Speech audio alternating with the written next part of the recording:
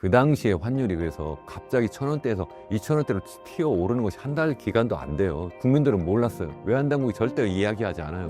현재도 마찬가지예요. 정부가 이야기를 하지 않고요. 이제 신용평가사들이 그 당시에 다시 가면 우리나라 신용평가를 하나도 안 낮췄어요. 네, 안녕하세요. 제사해결연구소 대표를 맡고 있는 이현훈 교수입니다. 동시에 이현훈 교수의 경제포럼이라고 하는 유튜브 채널도 현재 운영하고 있고요. 또 최근에 절대위기 주식회사 대한민국이라고 하는 또 책도 출판했습니다. 여러분 불러주셔서 감사합니다. 또 만나뵈서 반갑습니다. 트럼프의 취임 후 관세 전쟁으로 인해 100년 전 세계대공황 모습과 더 가까워졌나요? 100년 전 하면 이제 1929년에 시작했던 세계 대공황을 이야기하잖아요. 그 당시 상황과 상당히 비슷하다 이런 이야기는 트럼프 대통령이 취임하기 전, 당선되기도 전인 지난해 9월 IMF 그러니까 국제통화기금 연차총회에서 전 총재였던 라가르드 현재의 ECB 총재, 그러니까 유럽중앙은행 총재께서 연설하면서 현재 2020년대 상황이 마치 1920년대 상황과 너무 비슷하다. 그 당시에 이제 소위 이야기하는 세계 대공황으로 막 들어가기 직전 상황과 상당히 비슷하다 이야기를 했거든요. 그러니까 이미 대통령으로 당선도 되지 않은 상태인데도 불구하고 그 당시 이미 봤을 때 그 당시와 너무 비슷한 상황이다. 첫 번째가 세계가 지금 상당히 보호무역주의로 이미 많이 들어가고 있다는 것이 첫 번째고, 두 번째는 너무나 그 당시에도 그렇고 지금도 그렇고 너무 기술혁명이 급격하게 막 일어나는데 그것 자체는 좋지만 너무 거기에 사람들이 이제 과열하고 그래서 너무 과잉 투자가 일어나고 있는 것이 아니냐, 이 두 가지를 굉장히 걱정하고 있었는데, 현재 이제는 뭐 트럼프 대통령이 당선된 뒤에 실제 취임했고 또 취임한 다음에도 사람들이 생각한 것보다 훨씬 더 세게 관세 전쟁을 현재 벌이고 있잖아요. 그러니까 당연히 라가르드 총재가 그 뒤에 뭐 공식적으로 이야기는 하고 있지는 않지만 당연히 그 당시보다 지금 훨씬 더 지금 위험한 상태, 심각한 상태다 이렇게 보고 있을 거고, 또 저도 그렇게 생각을 합니다. 그러니까 지금 생각하는 것은 1929년 그 당시 이제 10월에 미국의 주식시장이 이제 갑자기 폭락하기 시작했잖아요. 뉴욕 이제 증권시장에서 이제 폭락하기 시작을 했는데, 그런 다음 해에 이제 1930년 6월에 스무트 홀리 관세법이라고 하는 것이 정식으로 이제 당시에 허버트 후보 대통령이 이제 서명하면서 그게 이제 발효가 되고, 그래서 미국발 이제 관세 전쟁이 막 벌어지던 시점이에요. 이제 그때와 상당히 비슷한 상황이 아니냐. 다만 이제 아직도 뭐 미국 주가가 그만큼 폭락한 건 아니다 이렇게 이야기할 수도 있는데, 이미 최고점에서 보면 이미 뭐 나스닥 기준으로 보면 한 20% 이렇게 다 빠졌거든요. 또 거기에서 이제 소위 이야기하는 핵심 뭐 기술주 하면 뭐 대표적인 것이 뭐 엔비디아라든가 뭐 이런 기술주 같은 것도 사실 그 이상 많이 빠졌어요. 그러니까 그 당시와 상당히 비슷한 상황으로 지금 가고 있는 측면이 상당히 강하다 이렇게 볼 수가 있다고 저는 생각을 합니다. 트럼프 관세 정책을 비롯해서 미국 증시에 많은 영향, 어떻게 보고 계신가요? 이게 두 가지가 다 있는 거예요. 제가 볼 때는 이제 우리 경제를 볼 때 그런 외부적 충격이 없는 상태에도 현재 어느 정도의 그 장기적 추세를 가고 있느냐, 또 단기적으로 어떻게 비즈니스 사이클을 가고 있느냐 이렇게 보면, 제가 볼 때는 뭐 장기적으로도 전 세계적으로 이미 말씀드린 것처럼 이게 탈세계화 상황으로 계속 지금 가고 있었어요. 그러니까 트럼프 대통령 현재 2기가 이제 막 시작된 상황인데, 1기가 막 시작했던 2017년 이후부터 이미 세계가 탈세계화로 막 가고 있었고, 그래서 점점 더 보호무역주의로 막 가고 있었어요. 지난번 민주당 정권이었던 조 바이든 대통령 때도 사실 중국에 대해서 굉장히 강하게 뭐 기술 전쟁을 막 벌이고 또 무역 전쟁을 막 벌이고 있었잖아요. 그랬는데 이제 더 강화됐다 뭐 이런 말씀이고, 그러니까 다시 말씀드리면 이 트럼프 효과와 상관없이 이미 어쩌면 상당히 오랜 기간 동안 이제 탈세계화 상황으로 이미 진입하고 있는 상황이고, 그게 어쩌면 이제 꺾일 수 없는 여러 가지 이유가 있어요. 그게 하나의 추세다. 그러니까 미국의 입장에서 생각해 보면 중국이라고 하는 새로운 세력이 막 등장하면서 미국의 패권을 막 위협하니까 어쩔 수 없이 중국을 때릴 수밖에 없는 그러한 상황으로 이미 가고 있던 상황이라는 것이 한 가지고, 또 한 가지는 이미 너무 호황을 너무 많이, 지금 어쩌면 기술 어떤 혁명과 더불어서 이게 막 거품이 막 많이 막 축적되고 있는 그런 상황이에요. 그렇게 또 된 중요한 이유가 2020년 코로나 상황이 막 벌어지게 되니까 뭐 미국의 행정부 그리고 또 연준 중앙은행이 돈을 엄청나게 풀었어요. 그 돈을 푼 정도가 사상 최고예요. 미국 역사상 이렇게 많이 풀은 적이 없어요. 뭐 구체적으로 뭐 여러 가지 지표를 제가 보여드릴 수도 있지만 어쨌든 그게 너무 많이 풀려 있는 상태고 아직도 그게 회수도 다 되어지도 않아요. 그래서 거품이 이미 많이 있는 상태예요. 그런 상태. 다시 말씀드리면 이미 뭐 기술혁명은 기술혁명대로 막 있고 거기에 돈은 돈대로 많이 풀려 있는 상태니까 당연히 그게 이제 주식을 굉장히 가격을 틔우고 그것이 이제 버블을 불러왔다 그런 말씀을 드리는 거고 그러한 상태에서 최근에 이제 금리를 막 올리기 시작을 했잖아요. 금리를 막 올리니까 거기에 이제 사람들이 이제 반응을 막 하기 시작하는 그러한 상황인데 그래서 이제 미국의 이제 여러 가지 S&P 500이라든가 뭐 나스닥이라든가 이러한 전반적인 이제 주가 지수를 나타내는 그러한 지수들도 다 보면 이제 전반적으로 빠지고 있는 상황인데 거기에 이제 더 세게 관세 전쟁이 막 벌어지게 되니까 그게 더 이제 심각한 충격으로 이렇게 올 수 있지 않느냐 이제 그렇게 말씀을 드리는 거죠. 미국 주식.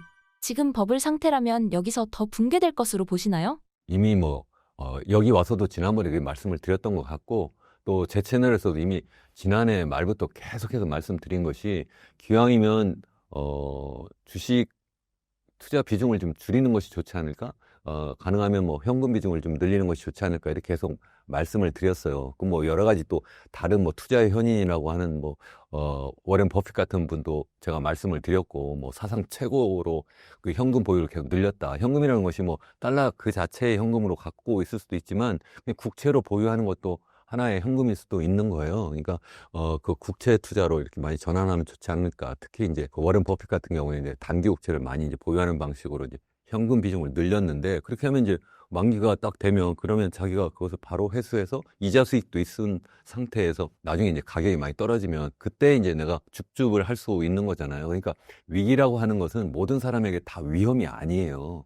정말 준비된 자에게는 이게 정말 좋은 기회가 될 수 있다. 제가 그런 말씀을 계속 드려요. 그래서 저는 개인적으로는 저도 뭐 계속 주식 투자도 하고 뭐 다른 여러 가지 투자를 하지만 저는 개인적으로는 뭐 주식은 거의 다 파는 것 같아요. 거의 다 팔고 일부 제가 뭐 갖고 있기는 한 것도 하지만 대부분 다 팔고 가능하면 달러 자산을 좀 많이 갖고 있으려고 굉장히 노력을 해왔고 아직도 그러니까 지금 막 들어가서 사야지 이런 생각은 아직 저는 하지 않고 있습니다. 제가 개인적으로는 이제 주식 투자를 비중을 좀 줄였다 그런 말씀이고 지금 당장 그 비중을 늘려야 되겠다 이렇게 생각은 하지 않는다 그렇게 말씀을 드리는 거죠. 그러니까 여러분들 뭐 사세요 마세요 저는 그러한 말씀을 잘 드리지 않아요. 제가 무슨 뭐 증권 회사 뭐 직원도 아니고 그렇게 해서 뭐 영업하는 사람도 아니고 또 제가 투자 자문하는 사람도 아니기 때문에 괜히 그렇게 말씀드렸다가 이현우 교수 말 들었고 내가 완전히 틀려서 완전히 폭망했네 이런 비난 받고 싶지도 않아요. 여러분들이 스스로 판단해야 된다. 저는 항상 그런 말씀을 드려요. 저는 제 의견을 말씀을 드리는데 가능하면 다른 사람들과 달리 좀 이론적으로 좀 체계적으로 말씀드리고 또 실증적으로 과거 사례를 좀 들어서 현재 상황이 이렇습니다. 그러니까 앞으로 이렇게 갈 겁니다. 이렇게 저는 의견을 드리는 거고요. 저는 그래서 어떤 특정한 뭐 회사를 위해서 제가 뭐 그 회사의 어떤 영업 이익을 위해서 제가 이렇게 뭐 홍보하거나 그렇지 않다는 말씀을 여러분들도 다 아실 거예요. 그래서 제 생각은 제가 그래도 다른 사람들에 비해서 좀 나름대로 좀 더 옳은 그런 주장을 한다 이렇게 말씀을 드리는데 그 주장이라고 제가 말씀드렸잖아요. 제 생각이고 제 의견이고 제 주장일 수도 있기 때문에 여러분들 스스로 판단해야지만 나중에 상황이 변화했을 때 그때 저를 만날 수도 없잖아요. 또 제가 물론 제 채널이나 다른 여러 채널에서 아니 신사임당 채널에 와서 다시 또 말씀을 드리긴 하겠지만 그때는 이미 시기적으로 늦을 수도 있잖아요. 그러니까 항상 무슨 투자를 하든지 간에 여러분 스스로 판단해야 된다. 저는 그렇게 생각을 해요. 그렇지 않고 보면 너무 휩쓸려 다니는 거예요. 사람들이. 특히 보면 뭐 여러 방송 채널에서 막 이래야 됩니다. 저래야 됩니다. 뭐 특히 뭐 집, 뭐 부동산 뭐 이런 관련해서 뭐 이거 안 하면 뭐 큰일 납니다. 뭐 이렇게 해서 막 바람 잡는 분들 많이 계시잖아요. 거기 막 이렇게 휩쓸리면 잘못하면 크게 내가 당할 수도 있다. 저는 그렇게 생각합니다. 개인들은 현금을 어떻게 관리해야 하나요? 그러니까 오늘 지금 완전히 본론으로 바로 들어가 버려가지고 제 생각에는 이래요. 제가 이제 투자 뭐 전문가는 아니에요. 이제 경제학자로서 생각을 해보면 이제 어쨌든 저도 이제 경제인으로서 실제 이제 제 투자도 하고 뭐 제 나름대로 여러 가지 이제 활동을 하잖아요. 뭐 투자자로서 아니면 뭐 소비자로서 이렇게 또 활동을 하는데 포트폴리오를 다변화해야 된다. 이건 뭐 사실 경제학의 ABC 중에 정말 제일 처음 나오는 이야기고 또 우리 일반적인 뭐 경영학이나 뭐 재무 관리나 이런 데 다 그렇게 처음 이야기를 하잖아요. 근데 막상 사람들 보면 포트폴리오를 다변화를 안 하는 거예요. 한번 생각을 해서요. 포트폴리오 다변화라는 게 뭐예요? 일단 내가 투자 대상이 있어요. 투자 대상을 하면 전 세계를 놓고 한번 봅시다. 자, 그러면 투자 대상 한국은 그 중에 일부죠. 그럼 한국은 전 세계에서 차지하는 그 비중이 얼마나 됩니까? GDP로 보면 1.7%밖에 안 돼요. 1.7%밖에 안 돼요. 그러니까 만약 투자 포트폴리오를 다변화한다고 하면 그냥 그 이론대로 하면 1.7%의 자산만 우리 한국 자산에 투자를 해야 되는 게 맞는 거죠. 물론 그렇지는 않아요, 현실에서. 왜냐하면 정보라는 것이 비대칭적이고 또 내가 여기 살기 때문에 내가 여기 투자함으로 또 관리하기도 쉽고 또 여러 가지 편리함도 있어요. 특히 뭐 집을 갖고 있다든가 이것도 하나 투자니까요. 그렇게 생각하면 적어도 한 절반 정도는 갖고 있을 수도 있을 거라고 생각하는데 그 이상 완전히 뭐 100% 나는 한국 자산에 모두 다 올인한다 이런 것은 굉장히 위험한 그러한 투자 방법이 아닐까 전 개인적으로 그렇게 생각을 한다. 첫 번째. 두 번째는 이제 그 속에 보면 뭐 한국 것이든 아니면 미국 것이든 뭐 여러 투자 이제 포트폴리오 또 다시 다변화해야 되잖아요. 쉽게 생각하면 부동산이라든가 부동산도 집 뭐 땅도 있고 아니 뭐 상가도 있고 이렇게 있잖아요. 또 다시 또 이제 이런 부동산이 아닌 이제 비부동산 동산의 경우에 보면 이제 예금도 있고 아니면 주식도 있고 채권도 이렇게 있는데 그것도 다 이렇게 나눠서 좀 하면 더 좋지 않을까 이렇게 생각을 하는 거라고 제가 말씀을 드리는 거고 다만 이제 부동산은 어쩔 수 없이 한국에 많이 투자를 하는데 동산의 경우에 주식 같은 경우에 우리나라는 지난해도 뭐 전 세계에서 제일 많이 빠졌고요. 올해 잠깐 반짝했는데 그래서 뭐 오를 거라고 이렇게 또 이야기하시는 분들도 계세요. 지난해 빠졌으니까 올해는 다시 오를 겁니다. 세상에 그런 논리가 어디 있어요. 지난해도 빠졌는데 올해 더 빠질 수도 있는 거고 여태까지 빠졌으면 그 빠진 이유가 있잖아요. 그 이유를 생각해서 그 이유가 개선이 되었는지 그래서 앞으로 이게 더 좋아질 거라면 앞으로 올 겁니다. 이렇게 말씀을 하실 수 있는데 그게 아니에요. 제가 볼 때는 더 상황이 나쁘다. 제가 처음 제 인사말 드릴 때 제 책 제목이 절대위기 주식회사 대한민국이라고 했죠. 우리나라는 정말 절대위기 상황이에요, 지금. 이런 상황에서 어떻게 이게 정말 우리가 투자를 여기다, 한국에다 올인해서 할 수가 있을까? 그러면 정말 위험한 상황이다. 그러니까 이것을 어떻게 극복할 것인가? 이것을 제가 말씀을 드리긴 하는데, 개인 차원에서, 그러니까 한국이니까 정말 여기다 돈을 다 넣어놓고 계세요. 마치 IMF 때 막 금모으기 한 것처럼. 그러니까 우리가 전부 다 우리가 다 함께 여기에 다 투자해서 우리나라 경제 살립시다. 우리나라 주식 투자하고 우리나라 집 더 살립시다. 이렇게 그렇게 할 수는 없는 거잖아요. 그러니까 우리는 우리대로 또 투자 자산은 이제 다변화해야 되는데 그렇다면 주식이라고 하는 것이 어쩌면 우리나라 기업들의 전반적인 이제 영업 성적표라는 것이고 또 그것이 앞으로 또 그 성적표가 앞으로 개선될 것이냐 이렇게 본다면 그렇지 못할 것 같으니까 저는 한국 주식이라고 하는 것이 아직 제한적으로 어떤 특정 산업이나 어떤 특정 종목이 아니라면 저는 굳이 권하지는 않아요. 저는 저 자신도 별로 하지도 않아요. 사실은 거의 그러면 어디 많이 하냐 이제 포트폴리오 다시 이제 전 세계를 놓고 생각하면 이제 뭐 미국이 한 GDP 규모로 보면 한 25% 정도 차지해요. 그 25% 차지하는 그 비중이라는 게 무려 전체 그 전 세계 GDP의 4분의 1이라는 거고요. 그게 앞으로 줄어들 거냐 줄어들지 않을 거예요. 우리나라 1.7%라고 하는데 그게 앞으로 더 줄어들 거예요. 그 이유가 뭐냐면 우리나라의 성장 잠재력이 계속 하락하고 있어요. 계속해서 말씀드리지만 70년대, 80년대는 무려 10%가 넘었는데 이게 지금은 2% 수준까지 떨어졌다가 한국은행이 아직 공식적으로 지금 전망하고 있는 것은 올해부터는 이제 1.8% 수준이다. 그럼 앞으로 계속 1.8이에요? 아니에요. 더 떨어질 거예요. 이게 뭐 이제 지금 2020년대 중반이잖아요. 2030년대 중후반으로 가면 이게 1% 밑으로 떨어지고 40년대 중후반으로 가면 0% 밑으로 떨어질 겁니다. 일본의 잃어버린 30년의 길을 지금 가고 있는 거예요. 일본은 1990년 갑자기 버블이 꺼져서 갑자기 글로 갔지만 우리는 서서히 지금 빠져들고 있는 거예요. 그러니까 괜찮은 거예요. 더 나쁜 거예요. 어떻게 보면. 갑자기 확 빠지면 깜짝 놀라가지고 확 튀어나올 수도 있는데 지금은 그냥 서서히 어쩌면 서서히도 아니에요. 굉장히 빠른 속도로 이렇게 지금 빠져들어 가고 있는데 그래도 어쨌든 이게 갑자기 뭐 버블이 꺼진 게 아니니까 괜찮아 이렇게 하면서 계속 몰빵할 수 없다는 거고 다시 미국으로 돌아가면 미국은 지난 1970년 이후에 평균적인 GDP 성장률이 한 2.6% 정도 돼요. 우리나라는 계속 떨어졌다고 했죠. 지금 미국은 전 세계에서 경제 규모 4분의 1이라고 말씀드렸어요. 25%. 우리는 1.7%밖에 안 되고 우리나라보다 무려 15배 커요. 정말 항공모함이에요. 그래도 우리나라보다 훨씬 더 빨리 가요. 속도가. 항공모함이 어떻게 우리나라 지금 조그만 배보다 더 빨리 갈 수가 있어요. 이건 이상하지 않아요? 우리나라가 이상하단 말이에요. 여러 가지 이유가 있는데 어쨌든 이상해요. 투자로 다시 돌아가면 저라면 그러니까 당연히 빨리 달려가는 그것도 제일 큰 안전한 그 배에다 또 투자를 많이 하지 않을까요? 더군다나 지금 전 세계 최고의 기술을 거기서 다 만들어내고 있는데 제일 빨리 달려가고 있는데 그러니까 투자는 거기에 더 많이 하는 것이 맞다. 다만 제가 이미 말씀드린 것처럼 이미 버블이 많이 끼어 있으니까 지금은 좀 조심할 때가 아니냐 이제 그렇게 말씀을 드리는 거고 그러니까 그러면 어떻게 해야 돼?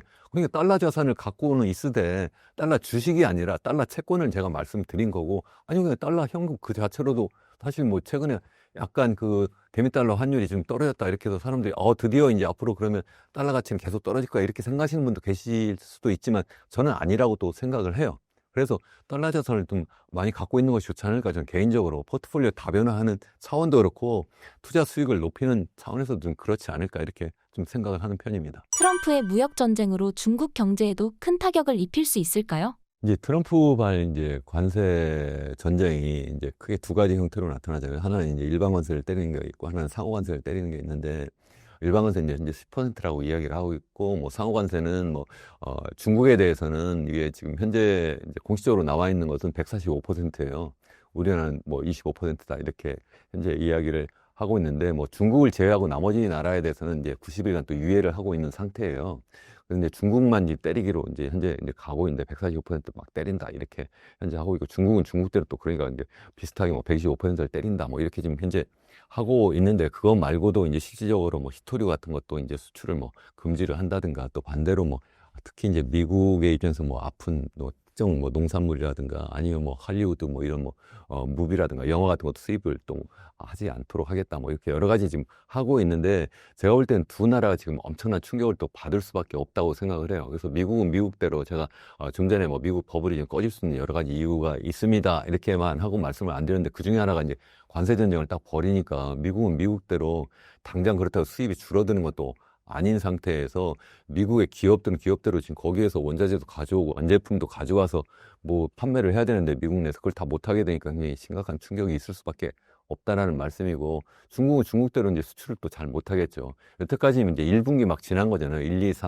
3개월 막 지났는데 3개월 지난 것만 놓고 보면 중국은 어쩌면 지금 현재 그 GDP 성장률이 뭐 5%, 지난해 5%보다 못했다고 그보다 더 높다는 거예요. 5.4%가 뭐 이랬다고 하는데 그거는 막 밀어내기 수출하고 해서 지금 잠깐 그렇게 된 거고 아직 그 정식 이제 우리가 이제 통계 자료를 이제 앞으로 계속 또 들여다 봐야 되는데 미국의 이제 관세 폭탄이 이제 터지기 직전 상황 통계만 가지고 그러니까 어떻게 보면 막 밀어내기 수출하고 해서 도리어 더 그것은 현실을 좀 오도하는 측면이 있지 않을까 이렇게 생각을 하고 있고 제가 뭐 듣기로는 뭐 직간접적으로 뭐 직접 뭐 중국과 뭐 비즈니스 하는 사람들 이야기부터 시작해서 뭐 아니 뭐 여러 뉴스 매체를 통해서 들어보면 당연히 중국은 중국대로 굉장히 힘들 수밖에 없겠죠. 당장 뭐 수출하는 걸 기업들도 힘들고 또 거기에 이제 고용되어 있는 사람들은 사람대로 일자리를 이제 잃게 되고 또 그러니까 굉장히 힘든 상황인데 이제 과연 이제 앞으로 어떻게 될 거냐 제가 앞에서도 말씀드린 것처럼 항상 경제라는 것은 장기적으로도 봐야 되고 단기적으로도 좀 봐야 된다 좀 생각을 해요. 그러면 이 관세 전쟁이 단기적으로는 끝날 거냐? 저 끝나지 않을 거라고 생각을 해요. 이미 앞서 말씀드린 것처럼 미국 입장에 생각하면 중국이라고 하는 나라가 자기와 이제 맞먹는 그러한 새로운 어떤 패권 도전 국가로 지금 등장하고 있기 때문에 뭐 트럼프가 아니라 트럼프 할아버지 할머니 계속 나와도 계속 갈 수밖에 없다 이게. 계속 갈 수밖에 없어요. 그러니까 지금 뭐 이 관세 전쟁해서 다시 또 없었던 일로 해서 막 줄여줄 거야. 그렇게 절대 가지 못한다. 만약에 관세율이 좀 줄어들어도 다른 걸로 계속해서 미국 입장에서 생각하면 중국을 견제하는 정도가 아니라 제압하려고 굉장히 할 거다. 저는 그렇게 생각을 하고 있어요. 그러니까 당연히 중국은 중국대로 굉장히 힘들 거다. 근데 중국은 예전에 1978년 등소평이 처음 등장하고 그때부터 개혁 개방하면서 엄청나게 빠르게 이제 성장을 했잖아요. 특히 이제 빠르게 성장한 것이 2001년 이제 WTO에 이제 가입을 하고 정식 이제 회원국으로서 전 세계에 이제 자유무역을 정말 할 수 있는 정말 무대가 열린 거예요. 특히 이제 미국의 시장이 이제 완전히 열려버리니까 이제 중국이 이제 그 저렴한 노동력 가지고 이제 싼 물건을 막 사다가 만들어 가지고 이제 미국에 막 파는 그런 방식으로 성장을 해 왔는데 그러한 성장 방식이 이제 더 이상 통하지 않게 되었다. 그러면 중국 입장에서 생각하면 그러면 수출 안 하고 어떻게 할 거냐? 그러면 유럽을 할 거냐? 한국에다 할 거냐? 지금 뭐 밀어내기 수출을 많이 하고 있는데 과연 전 세계 GDP의 4분의 1을 차지하고 어쩌면 소비만 따지고 보면 미국 같은 경우에 소비가 GDP에 차지하는 비중이 70%로 굉장히 높아요. 참고로 우리나라는 한 50%밖에 안 돼요. 중국은 한 40%밖에 안 되고. 그러니까 같은 GDP라도 이 소비만 놓고 보면 미국이 훨씬 더 큰 시장이에요. 그러니까 그런 시장이 지금 문을 닫아버린다고 하면 큰 충격이 있을 수밖에 없고 그게 이제 이런 관세, 무역 전쟁으로 끝나지 않고 지난 뭐 기술 전쟁 바이든이 막 벌였잖아요. 그러니까 중국에 대해서 뭐 반도체 수출도 못할 뿐만 아니라 기술도 이전을 못하게 하고 뭐 여러 가지 제재를 하고 있는데 최근에 이제 트럼프도 그 중국에 대해서 이제 기술 전쟁도 지금 본격화하고 있는 거예요. 그래서 엔비디아도 뭐 H20이라고 이제 그러니까 지난번 딥시크 막 개발하는데 이제 저급 사양의 그러한 엔비디아 칩을 수입해다가 그거 가지고 뭐 이제 딥시크 이제 훈련하는데 썼다 뭐 이렇게 이야기를 하는데 그것도 이제 수출하려면 앞으로 미국 정부의 이제 허가를 받아라 지금 이렇게 지금 하면서 지난 밤에 엔비디아 주가도 지금 엄청나게 빠졌어요. 지난 밤에 그러니까 오늘 녹화일 기준으로 제가 지난번 왔을 때 제가 기억이 안 나는데 어쨌든 뭐 주가가 한번 그 뒤에 한번 크게 빠졌다가 다시 또 뭐 괜찮은 거 아니야 해서 또 엄청나게 올랐어요. 그러다가 다시 또 지금 빠지고 있는 이런 상황이거든요. 그러니까 너무 단기에 막 일희일비하면서 거기에 뭐 단타 치는 건 전 권하지 않는 사람이에요. 그건 할 수 없다. 그렇게 하는 것은 저는 단기적으로 이길 수 있지만 몇 번은 이길 수 있지만 어떻게 이길 수 있겠어요? 그것만 전문으로 하는 그런 기업을 이길 수 있어요? 아니면 그것만 하도록 훈련받은 그런 AI 인공지능을 이길 수 있어요. 그러니까 그런 건 하지 말고 장기적인 투자를 해야 되는데 다시 그래서 항상 단기 장기를 나눠야 된다. 그러니까 중국에 대해서 다시 또 돌아가면 중국의 경우에 단기적으로도 힘들 뿐만 아니라 장기적으로도 앞으로 계속 힘들 수밖에 없다. 여기서 뭐 누가 이기냐 지냐 뭐 이런 것을 떠나서 굉장히 중국은 힘들 수밖에 없지 않을까. 저는 그렇게 생각을 하고 있습니다. 환율이 2008년 금융위기 수준으로 급등했습니다. 어떻게 보고 계신가요? 이 환율이 굉장히 많이 올랐다가 최근에 좀 빠졌어요. 그러니까 대미 달러 환율 보통 이렇게 이제 이야기를 하잖아요. 그러면 이제 1달러당 우리나라 원화가 얼마냐 이렇게 하면 한 1,500원까지 막 거의 육박하는 수준까지 갔어요. 뭐 1,470원, 80원 뭐 이렇게까지 갔다가 최근에 이제 1,400원대 초반까지 많이 내려왔어요. 내려왔는데 그러면 이 상황이 그럼 끝났네가 아니라 이거는 최근에 미국의 달러화가 전반적으로 가치가 좀 떨어진 측면이 있어요. 이것은 관세 전쟁을 벌이면서 이러면서 미국의 전반적인 경제 상황에 대해서 이제 의심을 투자자들이 이제 품고 그러니까 미국 국채를 막 팔아버리는 그런 세력이 국내에도 있고 국제적으로도 좀 많이 나타나는 것이 아니냐 이제 그러한 이제 걱정을 좀 많이 하면서 전반적인 미국 달러에 대한 어떤 신뢰도도 떨어지고 그러면서 달러 가치가 전반적으로 떨어졌어요. 그래서 우리가 보통 달러 인덱스라고 해가지고 주요국 통화 대비 미국 달러 가치를 이제 평가하는 것이 있는데 DXY라고 그것이 이제 100 밑으로 떨어졌어요. 많이 떨어졌다는 것은 뭐 그 속에 보면 그 바스켓 안에 보면 유로화라든가 파운드화라든가 아니면 뭐 스위스, 스웨덴 그리고 캐나다, 호주의 통화가 다 이렇게 일본의 엔화까지 포함해서 6개국 통화가 포함이 되어 있는데 이 6개국 통화에 비해서 이제 많이 떨어졌어요. 제가 여기 자료를 제가 가져오지 않아서 보여드릴 수는 없는데 그렇게 떨어지면서 최근에 이제 우리나라의 원화 가치도 상대적으로 높아졌어요. 그 얘기는 이제 달러 대비 우리나라의 원화 환율이 좀 떨어진 것처럼 보여요. 그렇지만 그 주요국 통화 대비 이제 달러 가치가 떨어진 것에 비교하면 우리나라 원화 대비 달러 가치 떨어진 것도 아니에요. 우리나라 별로 안 떨어졌어요. 그러니까 이제 제 정확한 이제 자료가 아마 또 여러분 또 방송 부위 또 달라지니까 대충 한 10% 정도 떨어졌는데 우리나라 거는 한 3, 4%밖에 안 떨어졌어요. 그 얘기는 무슨 얘기냐면 우리나라의 경제 체력은 상대적으로 아직도 굉장히 나쁘다는 거예요. 그러니까 우리나라 경제 상황이 좋아져가지고 그래서 우리나라 원화 가치가 높아진 것이 아니라 일시적으로 미국의 그 관세 전쟁과 관련해서 뭐 미국 국채 가격이 막 떨어지고 그래서 국채 수익률이 막 올라가고 뭐 그런 뉴스를 아마 우리 시청자분들도 많이 보셨을 거라고 생각하는데 그러한 상황에서 벌어진 일이다. 전 그렇게 생각을 하고 있습니다. 지금의 환율 수준이 한국의 경제 위기를 암시하는 신호일 수도 있나요? 굉장히 중요한 질문이라고 저는 생각을 해요. 그러니까 제가 지금 1,400원대 초반이라고 말씀을 이렇게 했는데 이 정도 수준이면 지금 굉장히 높은 거예요. 그러니까 1,500원대 막 육박하는 상황까지 갔다가 좀 떨어지니까 이제 뭐 상황이 끝났네가 아니라 한 2년 전만 해도 우리나라 그거 한번 기억을 해보세요. 우리 달러당 한 1,200원이 안 됐어요. 그리고 이 코로나 터지기 전에는 한 1,100원대였어요. 얼마나 많이 올라가 있어요, 지금. 이 정도 올라간 정도면 2008년 글로벌 금융위기 때 수준과 거의 비슷해요. 약간 좀 밑에 있는 상황인데 지금 억지로 지금 1,500원대가 이제 돌파되지 않도록 우리나라의 이제 외환 당국이 계속 우리나라가 갖고 있는 달러를 시장에 많이 공급을 해서 그런 거예요. 그러니까 외환보유가 계속 줄어든다. 뭐 이런 걱정을 이제 많은 사람들이 하고 또 저도 또 그렇게 말씀을 지금 드리고 있는 상태고 또 이제 1997년이죠. 외환위기 당시에 그때만큼은 아니지만 굉장히 그때 이후에 그러니까 외환위기 그리고 이제 글로벌 금융위기 다음으로 지금 환율이 많이 지금 빠르게 지금 올라가고 있다 하는 말씀이고요. 또 이 환율이 지금 올라간다고 하면 또 갑자기 또 더 튀어 오를 수도 있다고 저는 생각을 해요. 왜 그러냐면 97년 상황으로 다시 돌아가 보면 그 당시에 연초만 해도 달러당 환율이 한 840원대 정도였어요. 그러다가 11월까지 이게 1000원대도 안 넘었어요. 근데 나중에 어떻게 됐죠? 갑자기 그냥 뭐 한국 이제 정부 당시에 이제 재경부 이름이 재경부였나 기획재정부인가 뭐 그랬는데 그 외환 당국이 우리나라가 더 이상 이제 외환 보유고가 이제 거의 고갈이 되어서 그래서 40억 달러도 안 되는 상황으로 막 떨어지니까 그러니까 외국 투자 자금은 막 빠져나가는데 그것을 이제 돌려줄 수가 없는 거예요. 돈을 빌린 것을 이제 가지고 나가겠다는데 바꿔주지 못하면 그게 바로 외환위기인 거예요. 그래서 외환위기라고 하는 거예요. 그러면 이제 그 국가가 결국 이제 파산하는 상황이 된 거죠. 이제 개인이 민간 기업이 빌려왔어도 어쨌든 갚아줘야 되는데 못 갚아주는 상황이 되니까 이제 외환위기가 되고 그러니까 결국 돈을 빌리러 이제 간 거죠. 그게 이제 IMF인 거고 IMF한테만 못 빌리니까 이제 미국이나 뭐 아니면 뭐 일본이나 아니면 유럽 국가들한테 이제 돈을 빌리게 되면서 이제 결국 IMF 체제로 넘어갔기 때문에 우리 IMF 위기라고 하는데 그 당시에 환율이 그래서 갑자기 1000원대에서 2000원대로 튀어 오르는 것이 한 달 기간도 안 돼요. 짧은 기간 때 확 튀어 올라요. 그 위기 상황이. 또 그 위기 상황이 정말 실질적으로 이미 많이 진행이 되고 있었는데도 불구하고 국민들은 몰랐어요. 외환당국이 절대 이야기하지 않아요. 현재도 마찬가지예요. 정부가 이야기를 하지 않고요. 최근에 뭐 S&P부터 시작해서 뭐 피치사라든가 이런 국제 신용평가사들이 최근에 우리나라의 그 신용평가 수준을 뭐 특별히 낮추지 않았다는데 이렇게 말씀하시는 분 계세요.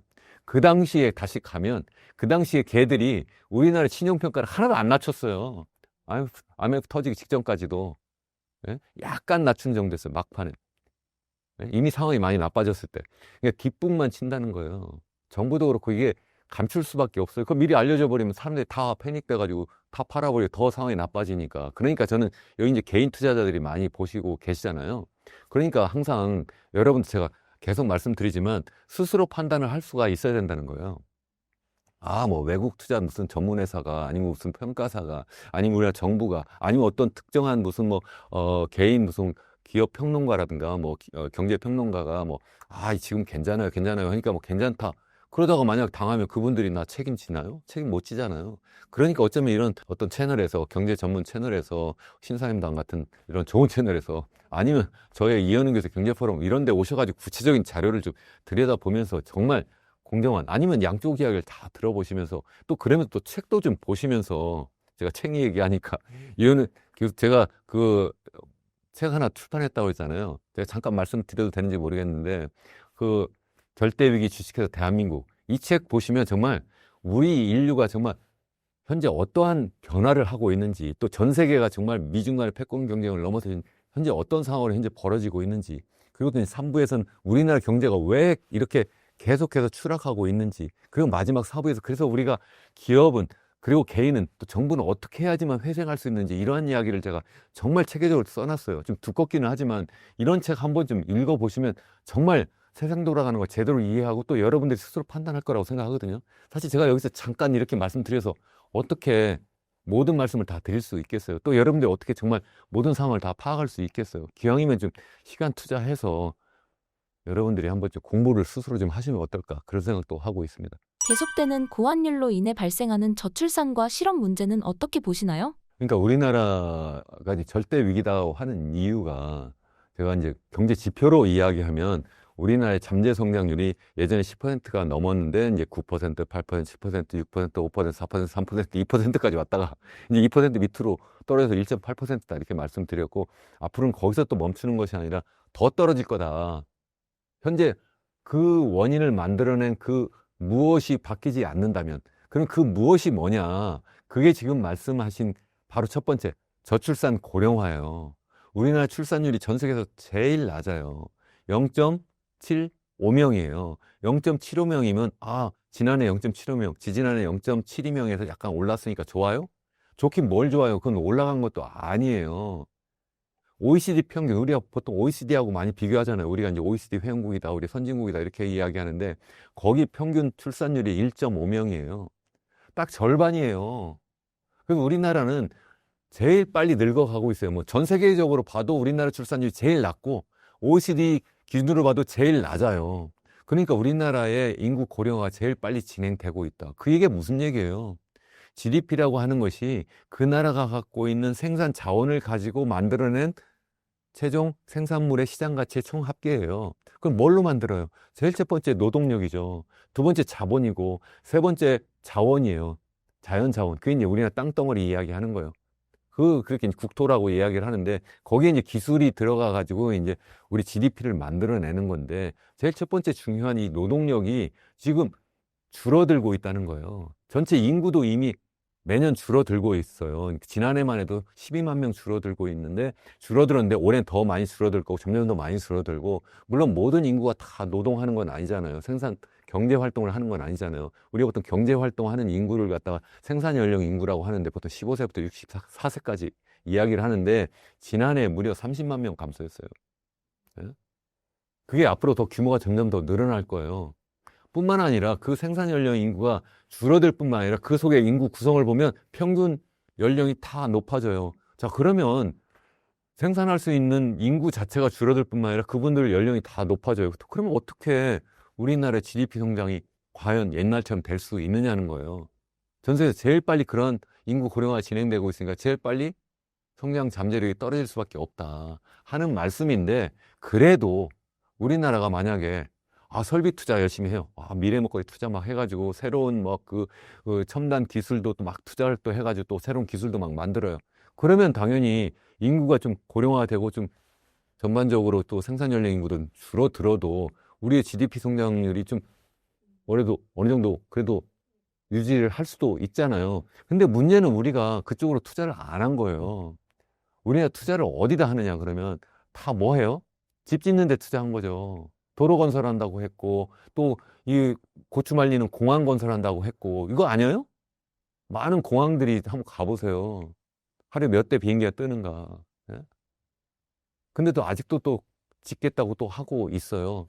집도 지금 전국적으로 보면 주택 보급률이 100%가 넘어요. 뭐 서울 수도권은 뭐 부족하다, 100%안 되니까 더 짓는다 이렇게 이야기하는데, 사실은 100%가 될 수도 있었는데, 생각해보세요. 무주택자면 우선적으로 분양한다고 하니까 당연히 부모하고 같이 살면서도 독립가계로 이렇게 분가를 해버려요. 그냥 가구 수가 늘어난 거지 주택 수가 줄지 않은 거예요. 주택 수는 계속 늘어나지 어떻게 줄겠어요. 그러니까 주택보급률 요새는 뭐 95%가 안 된다 뭐 이렇게 이야기를 하는데, 정책적으로 계속 그렇게 만들어 놓으니까 마치 집이 부족한 것처럼 보이는데 사실은 그렇지 않다. 어쨌든 자꾸 그러면서 우리나라 투자 재원 전체 GDP 중에 무려 15%를 다 건설 투자를 하고 있어요. 이렇게 많이 하는 나라는 OECD 국가 중에 또 없어요. 있으면 내놔보세요 한번. 없어요. 우리는 너무 많이 거기다 투자를 하는 거예요. 이 건설 투자에 가뜩이나 부족한 투자 재원을 그걸 가지고 설비 투자하고 기술 투자를 해야 되는데 그쪽으로 투자를 많이 하지 않고 이쪽 그 시멘트 쏟아 붓는 데다가 투자를 해버리니까 미래 먹거리 투자가 없는 거예요. 그러니까 한때는 그래도 우리가 뭐 미국이나 뭐 일본에 비해서는 뭐 기술이 좀 떨어지지만 그래도 뭐 중국 정도는 우리가 누를 수 있어 이렇게 했는데, 지금 중국을 누를 수 있는 게 뭐가 있어요? 예? 뭐 반도체 하나 정도 남았을까 말까 하는데 그것도 제가 볼 때는 금방 따라잡힐 것 같아요. 자, 그러면 뭘로 먹고 사느냐는 거예요. 저는 계속 그런 시멘트 부어가지고 집 져가지고 먹고 살아요? 아이 답답해 죽겠어. 그 얘기만 하면 그걸 어떻게 먹고 살아요? 예? 시멘트 부어가지고 집 지면 그거 먹고 살아요? 집값 오르니까 내가 그거 가지고 그래요. 그 집 있는 분들은 그래 집 많이 버니까 집값 오르니까 그걸로 먹고 사시는지 모르겠네. 우리나라가 먹고 살지 못하면 그러면 젊은 사람들 그것 때문에 아이도 안 낳는 거예요. 그렇잖아요? 지금 같은 경제 위기 상황에 우리는 어떻게 대응해야 할까요? 그러니까 제가 계속해서 말씀드리지만 첫 번째, 현재 상황이 위기라고 일단 인식을 해야 돼요. 근데 위기라고 인식을 안 해요. 인정을 안 해요. 정부도 인정 안 하고 정치권도 인정 안 하고 언론도 인정 안 하고, 그리고 경제 전문가라는 분들, 그러니까 경제 전문가 하면 저같이 경제학 교수도 있고 아니 경제 평론하는 분도 계신데 위기 아니라는 거예요. 왜 위기가 아니에요? 지금 뭐 아직도 뭐 0%로 간 것도 아니고 뭐 그냥 뭐 경기 둔화 정도 하고 있나? 이렇게 이야기를 하세요. 자, 위기가 뭡니까? 그것부터 한번 얘기를 할게요. 자, 보세요. 우리가 보통 제가 계속 말씀드리지만 경제를 볼 때 단기, 장기로 나눠야 된다. 단기 하면 비즈니스 사이클을 이야기하는 거예요. 그러면 호경기, 불경기 있죠? 호경기, 불경기로 막 이렇게 진입하고 있으면 우리가 그걸 뭐라고 그러냐면 경기가 둔화된다 그래. 경기가 둔화. 영어로 economic slow down 한다. slow down. 그러다가 이제 실질적으로 이제 경기가 나빠지면 우리가 이제 침체한다 그래요. 침체. 리세션 한다. 리세션. 예? 그거 더 나쁘면 어떻게 하냐? 경기 불황한다. 불황. 그 디프레션 한다고 디프레션. 더 나쁘면 그러면 이제 그레이트 디프레션이라고 해요. 그게 뭐예요? 대불황. 대공황이에요. 그 대공황 그게. 그럼 우리나라는 현재 비즈니스 사이클 상으로 보면 한 경기 침체 정도 왔어요. 경기 침체. 그 경기 침체라는 것은 장기 경제 성장률보다 좀 밑에 있는 상황이에요. 쉽게 이야기하면. 그러니까 지금 내려왔잖아요. 그러니까 올해 지금 전반적인 그 GDP 잠재 성장률이 1.8%라고 말씀드렸고, 근데 한국은행 발표가 그래요. 저도 그렇게 보고 있어요. 근데 올해 우리나라의 경제 성장률은 현재 한국은행이 전망한 것은 1.5%인데 1.5%더 낮출 거예요. 저는 1.5보다 안 되고 1% 막으면 정말 잘하는 거다 생각을 해요. 실제 외국의 많은 그러한 연구기관이나 IB들이 이제 1%에서 왔다 갔다 하고 있어요. 그 뭐 최근에 뭐 캐피럴 이코노믹스인가 뭐 하는 그러한 기관에서는 뭐 1.0% 밑으로 떨어뜨려 0.9%로 했고, 뭐 그거 말고도 제 기억에는 JP 모건 같은 데도 뭐 0.8인가 0.7 뭐 이렇게 낮춰놨어요. 계속 더 나올 거예요. 전반적인 경제 상황이 내부적으로 나쁠 뿐 아니라 외부적으로 지금 엄청난 그 관세 폭탄이라는 쓰나미가 막 몰려오고 있는데 우리나라한테는 굉장히 심각한 영향이에요. 제가 뭐 제 채널에서 구체적으로 수치를 가지고 말씀드렸는데 우리나라는 대미 수출 비중이 GDP에 차지하는 비중이 전 세계에서 굉장히 높은 상황이에요. 그래서 그렇게 따지면 이 그 상호 관세율만 가지고 우리나라 경제 성장에 미치는 영향을 다른 나라와 비교할 때 6번째로 높은 상황이에요. 굉장히 심각한 영향을 준다. 90을 유예했으니까 괜찮은 거야? 아니에요. 그러니까 그것을 유예한다는 건 뭐냐면 적어도 그만큼 높이는 정도의 그 무엇을 우리가 양보를 해야 되는 거예요. 그만큼 수출을 적게 하거나 수입을 더 많이 하거나 뭐 다른 여러 가지 방법을 이제 써야 되는데, 그러니까 굉장히 상황이 나쁘다. 제가 말이 좀 길어졌습니다만 위기는 그럼 뭐냐? 자, 97년 외환위기 위기죠. 그리고 2008년 글로벌 금융위기 위기죠. 2020년 코로나 경제위기 위기죠. 이렇게 외부에서 어떤 충격이 있어서 나타난 그 급격한 경기 침체, 그걸 이제 우리가 위기라고 보통 이야기를 해요. 그러한 경우에는 바로 다음 해에 어떻게 돼요? 다 튀어오르죠. 다 V자형 반등을 했어요. 그러니까 그런 거는 그래도 좀 지나고 나니까 견딜만 한 거예요. 물론 97년 외환위기 때 많은 분들이 그것 때문에 일자리 잃고 자살한 분도 계시고 이혼한 분도 계시지만 그래도 지금 상황 비교하면 저는 괜찮은 상황이라고 지금 생각을 하는 거예요. 그러니까 지금 상황은 그러한 위기도 아니고 절대 위기다. 그렇게 이야기하는 것은 첫 번째, 장기적으로 이게 계속 지금 꼬라박고 있다. 첫 번째. 두 번째는 단기적으로도 얘가 지금 이 잠재 성장률보다 지금 밑으로 지금 떨어지고 있는데 2024년 1.4%잖아요. 그 2024년 지난해 2.0%라니까 그냥 잠재 성장률 수준에 왔어요. 올해는 그거보다 더 떨어져 1.8이라고 했는데 그거보다 더 떨어져 1% 수준이에요. 그럼 내년에는 다시 또 더 올라갈까요? 아니에요. 그러니까 이게 잠재 성장률이 계속 꼬라박는 것도 문제지만 이게 한번 떨어졌다가 튀어 오르지 못하고 계속 그 잠재 성장률도 못하는 밑으로 계속 헤맬 것 같으니까 이거야말로 정말 절대 위기 아니냐는 거예요. 근데 이것은 위기가 아니라고 계속 주장하는 분들 계시니까 그러니까 사람들이 괜찮은가 보다 이러면서 결국은 마치 냄비 속에 들어간 개구리처럼 삼켜져 죽을 수밖에 없는 상황이니까 더 큰 위기다라는 거예요.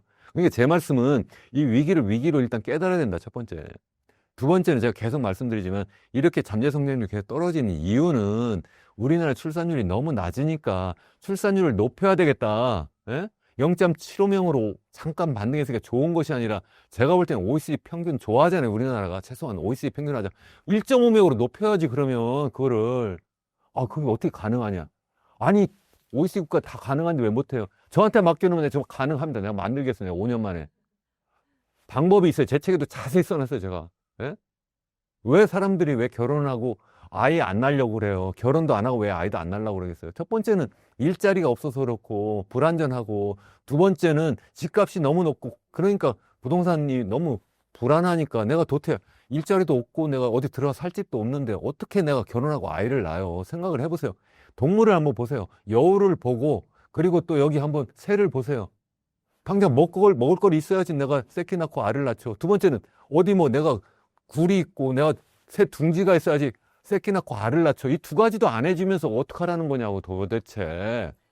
그게 첫 번째. 두 번째고, 세 번째는 아이를 낳아도 너무나 지나치게 막 그냥 교육이 그것도 뭐 어디 뭐 특정한 대학 아니면 뭐 특정한 전공 의사 되고 이걸 위해서 막 그냥 초등학교 아니 태어나자마자부터 그냥 온갖 사교육으로 막 뺑뺑이를 애를 돌리고 이러면서 전 세계에서 우리나라만큼 소득 대비 교육비가 많이 들어가는 나라가 또 있으면 내놔 보세요.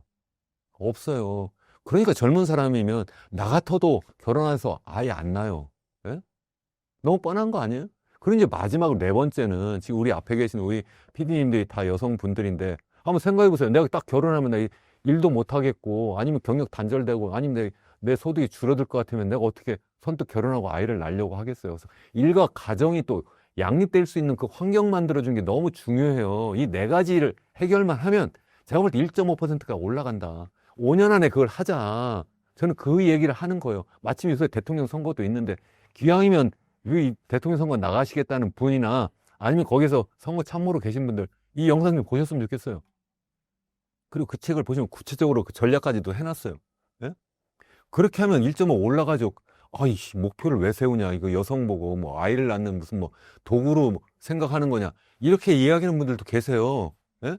아니, 내가 언제 도구로 생각하라고 했어요? 그분들 그렇게 하고 싶도록 그런 마음이 들도록 만들자. 그래도 너 목표를 만들었잖아. 목표 하지 마세요. 그러면 전망이라도 하면 되지. 내가 이러이러한 정책을 썼을 때 그만큼 올라갈 것 같다. 마치 예전에 우리나라 경제성장 전망을 하기 전에는 뭐라고 했냐면 경제성장률 목표가 있어요. 예? 중국도 그렇게 목표를 해요. 근데 IMF가 딱 터지고 나서 목표 세우지 마라. 너무 지나치게 지금 막 해서 너무 정부가 이 시장을 갖다가 막 좌지우지한다. 그래서 하지 말라고 해서 그 뒤부터 전망을 해, 전망. 그러니까 전망이라도 해야 될 거 아니냐고. 예? 안 그래요? 합계 출산율이 지금 우리가 이렇게 정책을 쓰면 그러면 출산율이 뭐 이런 정도 올라갈 거다. 이렇게 전망이라도 해야지 뭐 그렇지 않고 왜 세금 갖다 거기다 꼬나 박으면서 그냥 지내냐고. 이건 정말 직무유기 아니에요? 환율이 다시 정상화될 수 있을까요? 환율이 정상화라는 게 뭐냐는 거예요. 저는 제가 볼 때는 계속 말씀드리면 장기 추세가 있고 단기적인 사이클이 있는데 단기 사이클로 보면 얘가 지금 150원대로 1,500원대로 막 가다가 약간 떨어졌잖아요. 그럼 계속 떨어질 거냐? 전 떨어지지 않을 거라고 보는 거예요. 그리고 이제 이게 균형이라고 하는 것은 그러니까 우리가 정확하게 몰라요. 다만 이제 지나고 나면 단기적인 이렇게 어떤 사이클이 있는데 그 중간치가 바로 이제 균형치고 그게 마치 GDP 잠재 성장률 이야기를 하면 단기적으로 이렇게 사이클이 있는데 그 중간치를 잡으면 그게 이제 잠재 성장률인 거예요. 그것이 이제 미국 같은 경우에는 지난 70년대 이후에 한 2.6% 되고 우리나라는 이게 10%부터 계속 미끄럼 타가지고 지금 2% 밑으로 내려왔다 이렇게 말씀을 드린 거잖아요. 그럼 우리 환율은 어떻게 되느냐? 우리는 환율은 70년대, 80년대부터 시작해서 이렇게 보면 계속 이게 올라가는 거예요.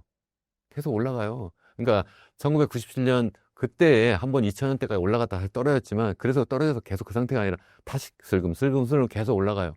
그래서 거기 사이클은 있었는데 2008년도에도 한번 다시 또 스파이크가 있어가지고 다시 또 튀어 올랐지만 다시 떨어져가지고 그 뒤에 다시 또 계속 올라가요. 그러니까 이렇게 올라간다는 거예요. 그러니까 우리나라 GDP 성장률은 계속 떨어지고 얘는 계속 올라가요. 어떻게 보면 이 환율이라고 하는 것은 그 나라의 경제 성적표일 것도.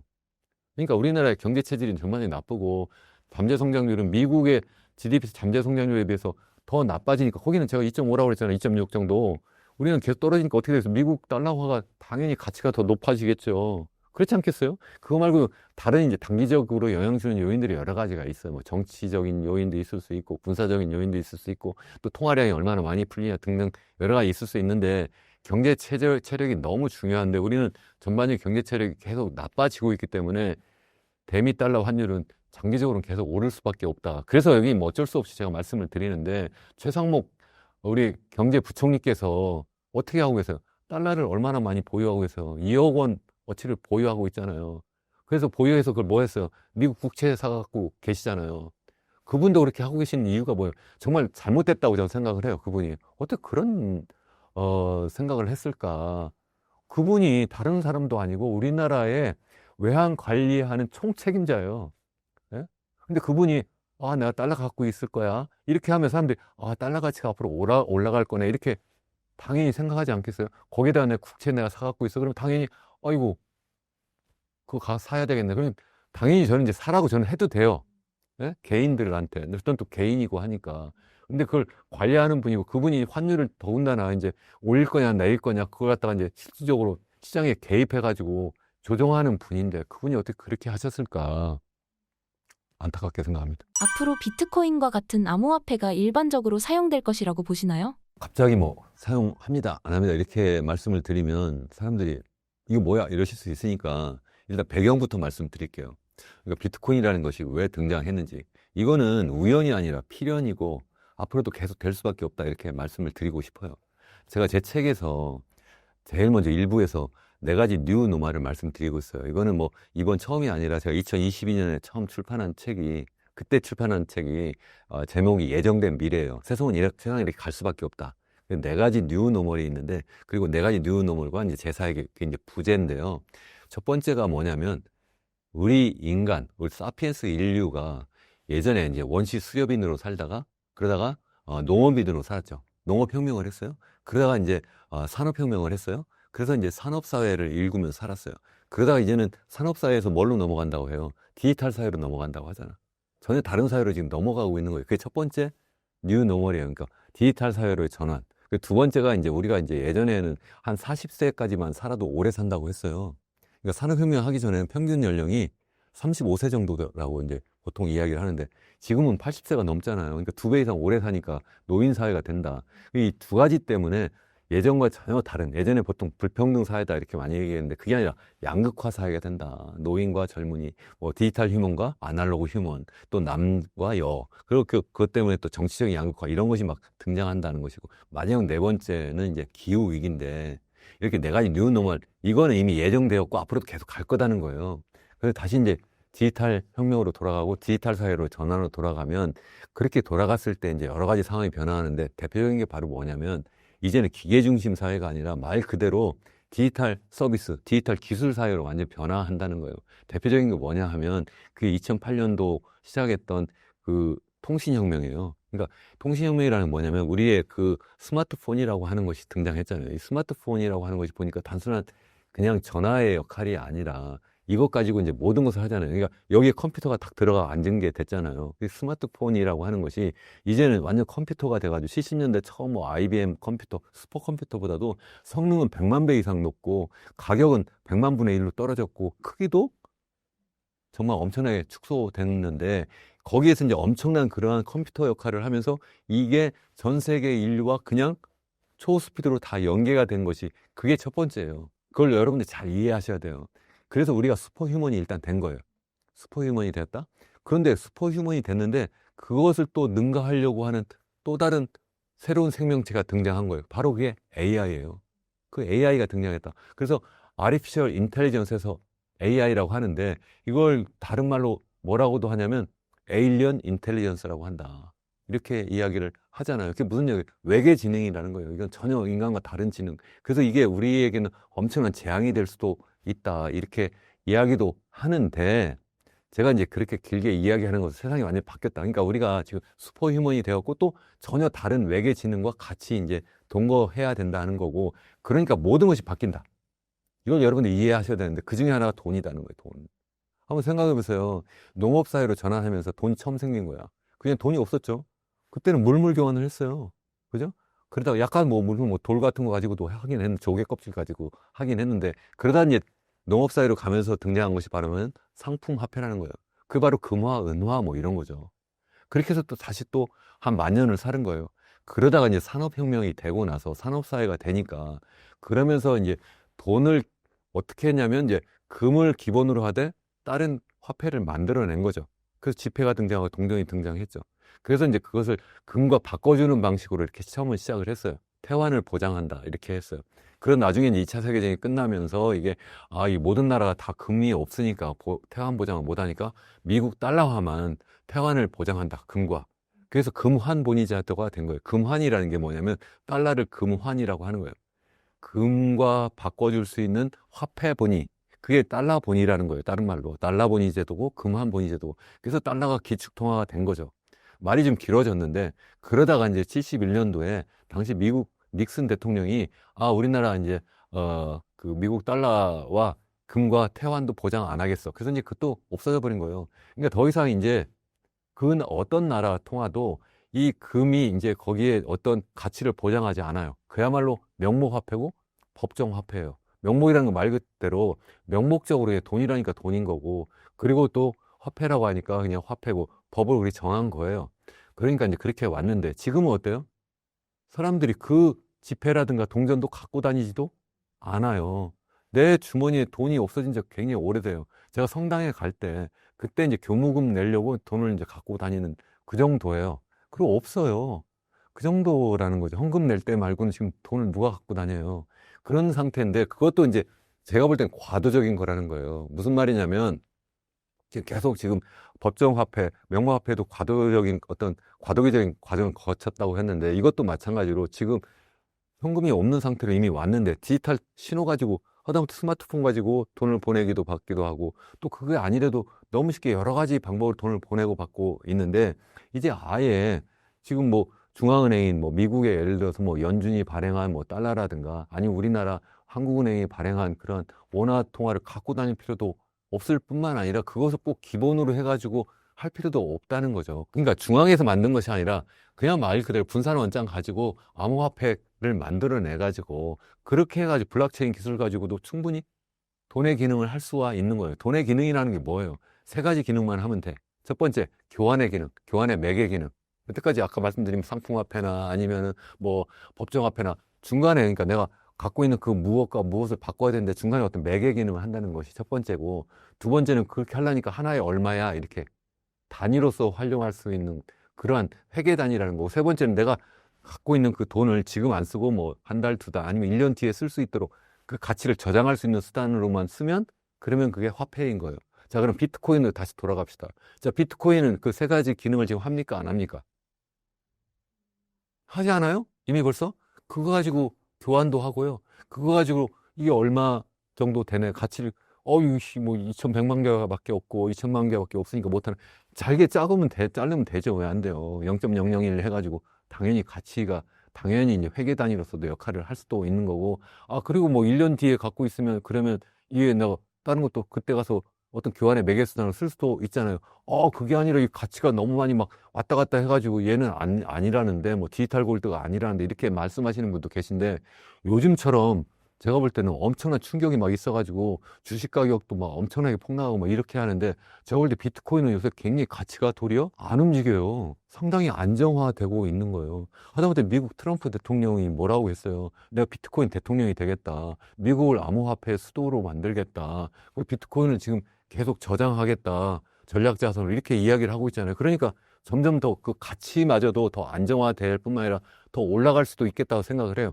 그 말씀은 무슨 얘기냐면 이 비트코인이 점점 더 이 화폐의 기능을 더 할 수도 있지 않을까. 그렇게 이야기하면 암호화폐, 이 기왕이면 개인이 발행한 것이 아니라 누가 발행한지도 모르는 그러한 비트코인 말고 중앙은행이 발행한 CBDC로 하면 안 되냐 이렇게 이야기를 하는 분도 계시고, 한국은행도 최근에 그 실제 사용하도록 지금 테스트하고 있다는 아마 그런 뉴스도 보셨을 거예요. 또 실제 사용하신 분도 계실지도 모르겠는데, 그거는 중국과 같은 나라 정말 정부가 중앙이 완전히 통제하려고 할 땐 기가 막힌 수단이에요. 이게 그거 딱 발행해가지고 사람들은 다 디지털 지갑에 다 돈을 보내줬어요.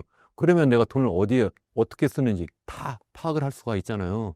그러니까 이것처럼 감시하고 통제하기 쉬운 게 어디 있어요. 그러니까 미국에서는 이거 하지 못하도록, 개발하지 못하도록 트럼프 대통령이 아예 지금 선언을 해놓고 있어요. 그러니까 무슨 말씀이냐면 지금 암호화폐, 디지털 화폐로 전환하고 있는 그런 과정인데 거의 두 가지의 선택지가 있다. 하나는 이러한 개인이 발행한 것이 있고, 또 하나는 중앙은행이 발행한 것이 있는데, 중앙은행이 발행한 것은 우리 자유민주, 자본주의 시장경제에서는 이게 맞지 않다라고 저는 생각을 해요. 효율적이지만 이건 정부가 완전히 그야말로 빅브라더가 완전히 개인을 통제하는 수단이 될 수 있기 때문에 사용할 수 없다. 그러니까 결국은 이런 비트코인 같은 쪽으로 가지 않을까. 거기 플러스에서 뭐 여러 가지 다른 여러 가지 있잖아요. 여러 가지 얼트코인도 있는데, 저희는 얼트코인 같은 경우에는 이제 문제가 좀 많이 있어요. 이제 그것이 정말 수만 종이 아마 수십만 종이 아마 있을 텐데 저는 그런 것은 투자를 하면 안 된다고 생각을 해요. 그것은 누가 어떻게 투자한지도 모르고 그 자체 가치도 없고 그게 또 양도 얼마든지 늘릴 수도 있는데 거기에 들어가는 거는 그야말로 밈코인, 밈주시라고 하는 거죠. 다 투기하러 들어가는 거잖아요. 단기에 투기해서 잠깐 돈을 벌 수도 있는데 그거 정말 하면 안 된다. 저는 그렇게 생각하는 사람이에요. 그런 거 하지 말고 그냥 비트코인 딱 양도 딱 정해져 있고 이건 사람들이 돈이라고 지금 믿고 있기 시작하잖아요.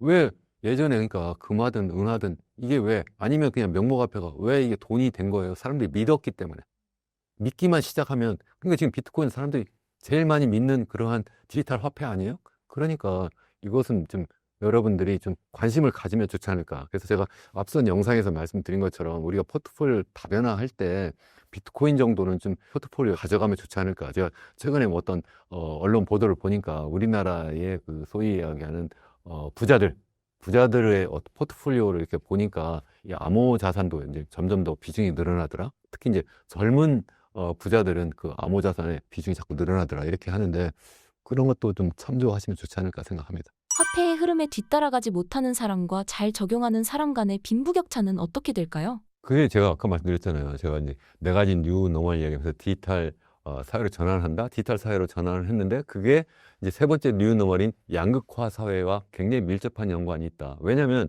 이 디지털 사회를 정말 만들어 나가는 디지털 휴먼이 있고요. 최소한 거기 동참하는 디지털 휴먼이 있고 그렇지 못한 아날로그 휴먼이 있을 수밖에 없다는 거예요. 세상은 정말 완전히 변화하고 있는데 마치 산업사회로 완전 전환하고 있는데 아직도 농사를 짓고 있으면 돼요? 아니잖아요. 아니면 지금 농업사회로 전환했는데 아직도 지금 그냥 들과 여기 강가를 떠들면서 계속 그냥 거기서 원시 수렴인으로 살 수가 없잖아요. 지금 그 말씀을 드리는 거예요. 그러니까 지금 비트코인도 그렇고 그러니까 공부를 해야 된다니까 제가 제 책 여기다 한번 띄워줘 보세요. 좀 보세요. 거기 보면 정말 자세히 설명을 드렸어요. 이게 정말 경제학자로서, 그러니까 단순하게 제가 무슨 뭐, 혹시 제가 책 팔려고 하는 걸로 또 오해하실까봐 또 그 댓글 다는 분들도 계신데, 뭐, 그러면 그분만 손해니까 마음대로 하세요. 공부 좀 하세요, 공부 좀. 제가 최소한, 제가 비아냥거리려고 하는 것이 아니라, 제가 우리 학생들한테도 이야기를 하는데, 그냥 남이 뭐라니까 그 얘기만 듣고 그냥 끝나는 것이 아니라, 스스로 공부하고, 스스로 판단하는 능력을 키워야 되는데, 그게 그냥 많이 듣기만 해서 되지 않아요. 예? 어떻게 듣기만 해서 돼요? 자기가 스스로 정말 깊이 있는 공부를 해야 되는데 그렇지 않습니까? 책을 읽어야 된다. 아까 지금 부자 이야기 했잖아요. 부자들의 특징이 뭔지 아세요? 첫 번째가 책을 많이 읽는 거예요. 책을. 예? 워렌 버핏 그분 뭐 습관 여러 가지 이야기하는 제가 그것도 한번 봤는데 그 중에 하나가 뭐냐면 하루에 몇 시간씩 책을 읽는다. 예? 두 번째 우스갯소리지만 두 번째는 뭐냐면 자기 펜을 갖고 다니다. 펜. 어디 가면 뭐 남한테 펜 좀 빌려주세요 이런 게 아니라 항상 메모할 준비가 됐다는 거죠. 지금 뭐 펜이 아니라 그냥 뭐 스마트폰에 메모해도 되긴 하는데 그러니까 그만큼 그러니까 읽고 메모하고 하는 것이 너무 중요하지 않을까 이렇게 생각합니다. 디지털 시대가 도래했는데 한국에게는 기회일까요? 위기일까요?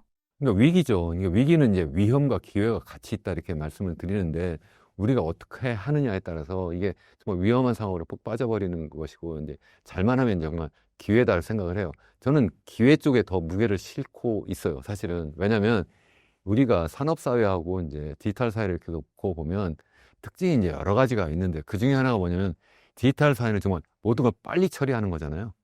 자, 빨리 하면 떠오르는 사람이 바로 한국 사람이잖아요. 일본 사람들은 빨리가 아니라 천천히 하더라도 완벽하게. 산업사회는 천천히 해도 완벽하게 하는 게 굉장히 중요해요. 정말 일본 사람들은 그러잖아요. 우리나라 사람들은 좀 돌다리가 있어요. 강을 건너, 이 물가를 건너가는, 물을 건너가는데, 일본 사람들은 가기 전에도 한 몇 번씩 두드려 보고, 가면서도 계속 또 지나간 다음에 또 두드려 보고, 한국 사람들은 어떻게 해요?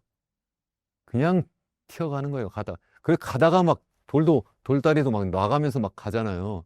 우리 굉장히 빨리 하는 그러한 특성이 있어요. 근데 지금 우리 뭐 여러 가지 뭐 슈퍼컴퓨터부터 시작해가지고 아까 제가 스마트폰도 말씀드렸는데 초스피드로 지금 뭐 5G까지 나오는데 뭐 앞으로 6G도 나오고 7G도 나올 수도 있겠죠. 자, 반도체도 마찬가지죠. 얼마나 빨리 우리가 연산을 하느냐가 너무 중요하잖아요.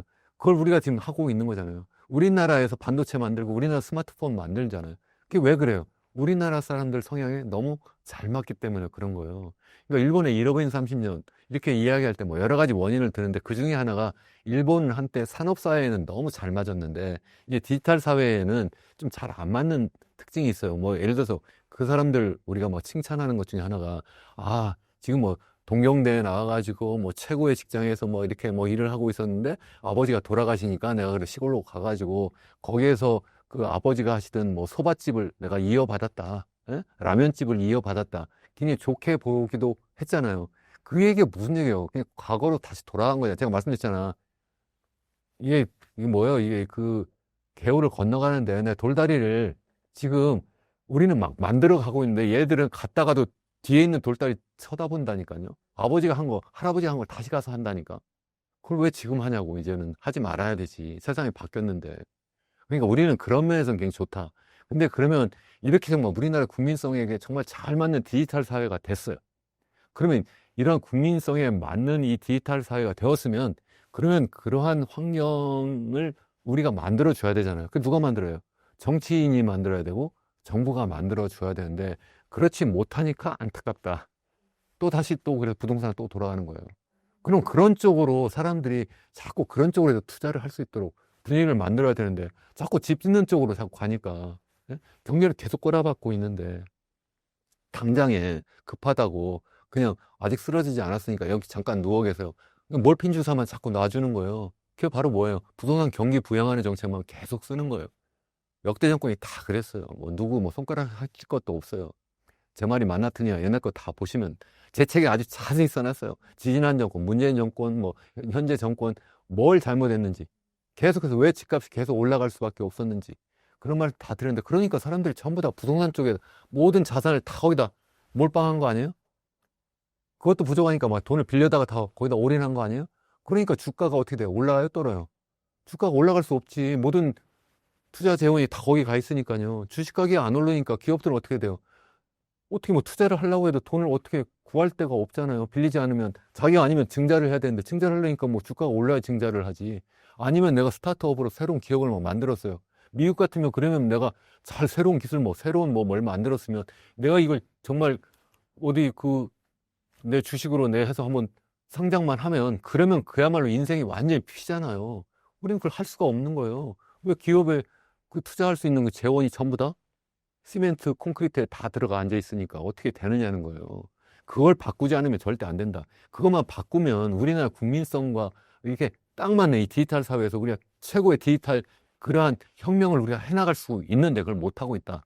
정말 답답하고 정말 원통하고 분해서 정말 정말 참지 못할 지경입니다. 최근 중견 건설사들의 줄도산 사태가 심각한데 하반기 상황은 어떻게 될까요?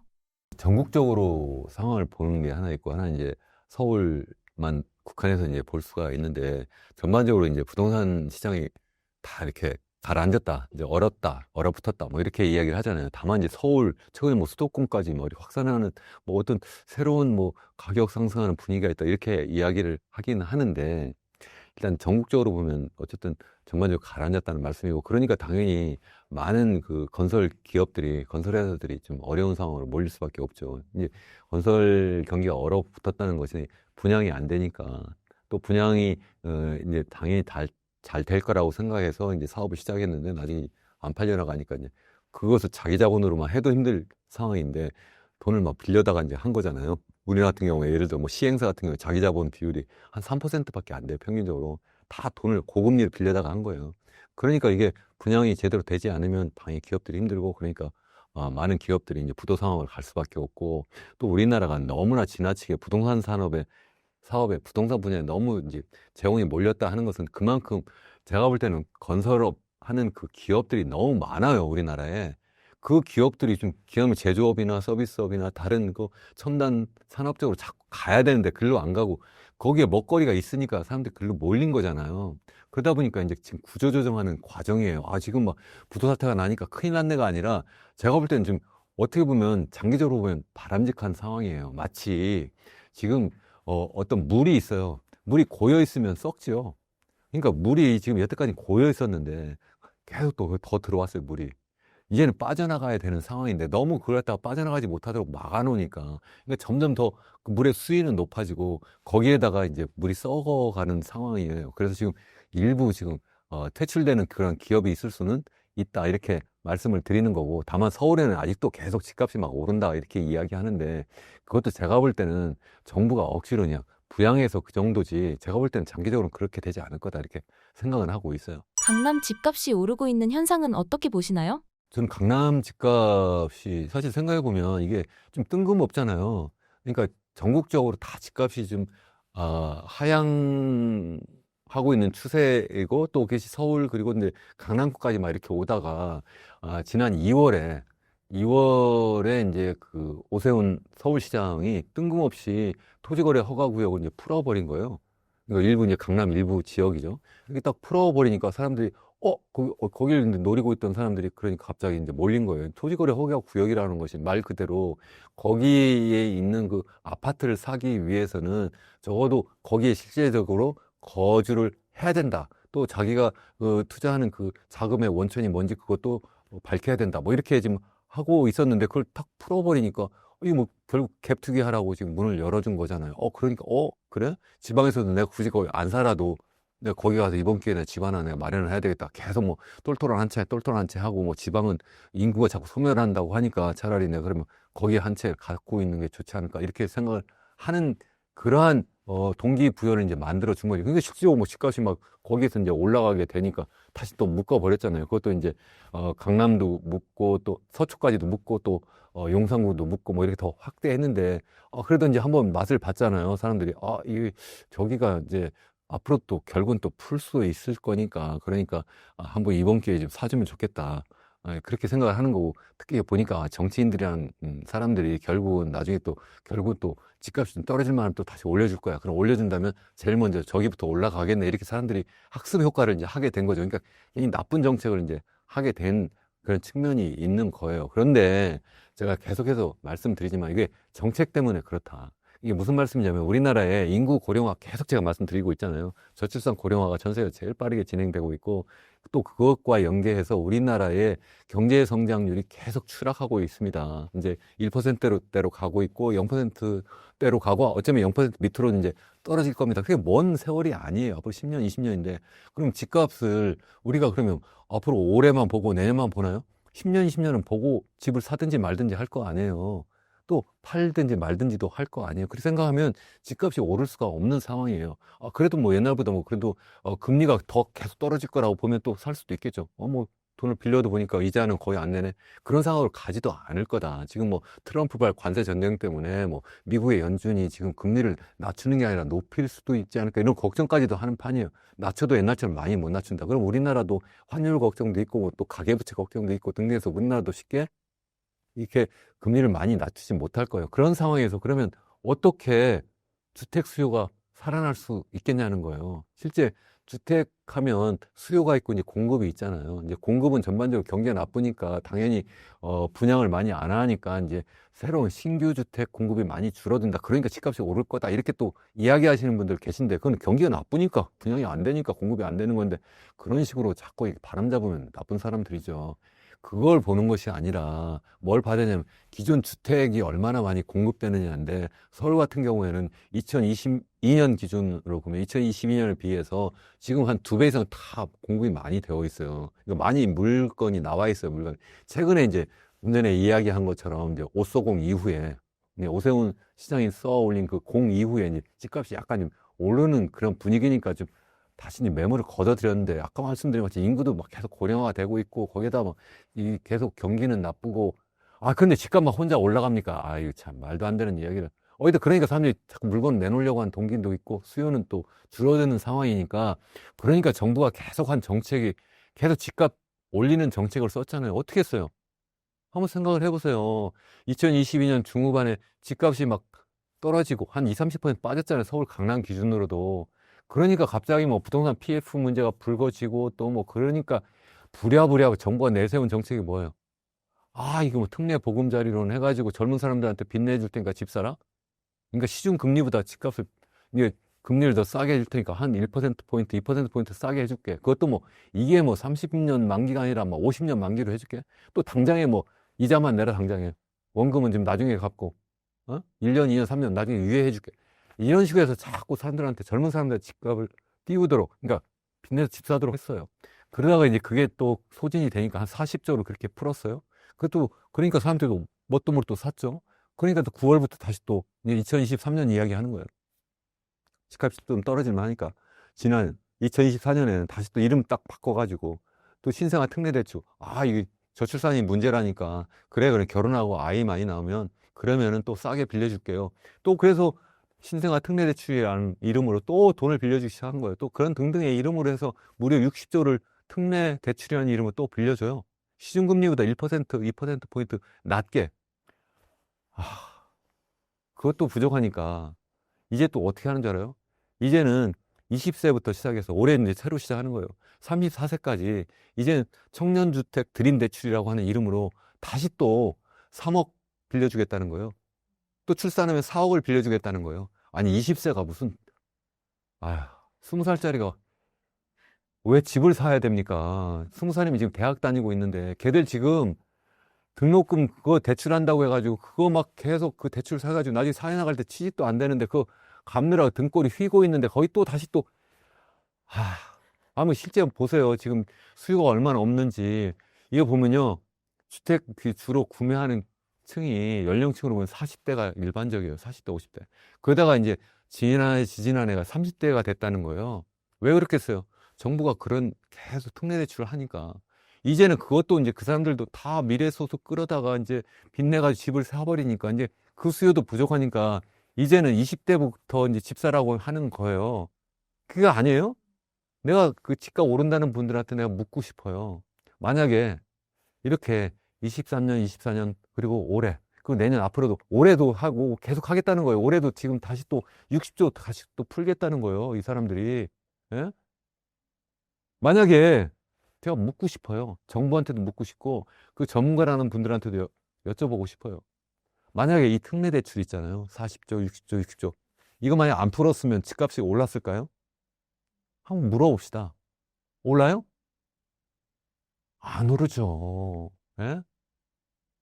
그러면 앞으로도 계속 더 그러면 특례 대출 할까요?